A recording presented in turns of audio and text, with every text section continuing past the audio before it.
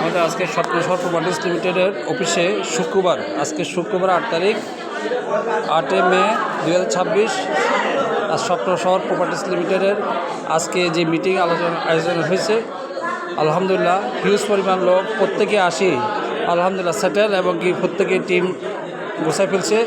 সারা বাংলাদেশে এইভাবে কাজ চলতেছে, সারা বাংলাদেশে আমাদের এইভাবে কাজ চলতেছে। এটা হলো আমাদের হেড অফিস, স্বপ্নশহরের হেড অফিস। এটা হেড অফিস থেকে আজকে যে প্রোগ্রাম চলছে, এবং কি এখন অনেক লাঞ্চ করতেছে।